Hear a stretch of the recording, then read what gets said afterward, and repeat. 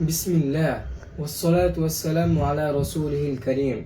إخواني الكرام المشاهدون السامعون الحاضرون، يعلموا إن الدين عند الله تعالى محبوب عظيم، ولإقامة هذا الدين في الدنيا وأرسل الله تعالى الأنبياء والمرسلين لكل قوم وفي كل قرن، كانوا يدعون الناس إلى التوحيد وإلى عبادة الله وحده.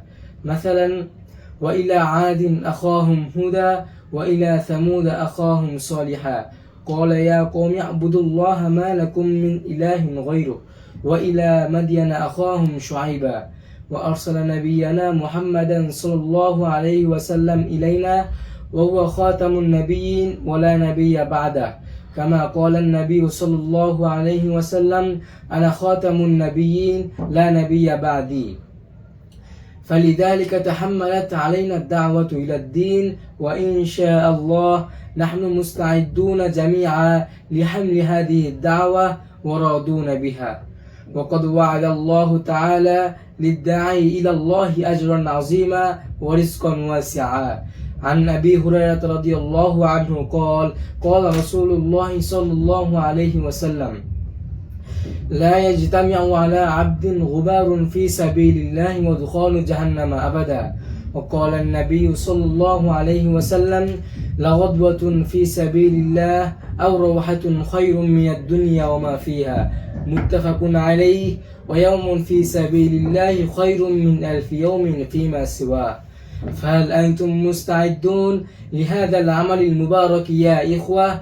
أفرأيتم أن لكل عمل ترتيبا معينا، فإن لعمل الدعوة أيضا ترتيبا ونظاما مخصوصا.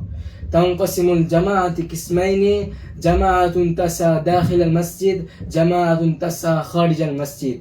4 أصناف يعملون داخل المسجد، منهم المتكلم، السامعون، الذاكر، المستقبلون. المتكلم يتكلم عن الإيمان واليقين، السامعون يستمعون البيان عن الإيمان واليقين، الذاكر يشتغل بالدعاء والذكر مشغولا، المستقبلون ينتظر قائما أمام باب المسجد ويستقبل الناس.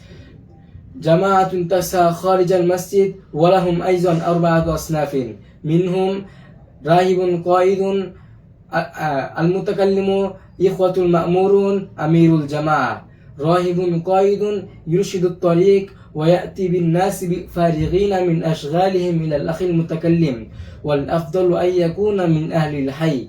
الأخ المتكلم يدعو الناس إلى 3 كلمات: التوحيد، الآخرة، الرسالة، على أن تكون الدعوة متوسطة لا قصيرة جدا ولا طويلة. الإخوة المأمورون يكونون دائما في الذكر ويحافظون على النظر. أمير الجماعة يتولى إدارة الجماعة كلها. وأيها الإخوة فقوموا من يحب أن يخرج للجولة إن شاء الله.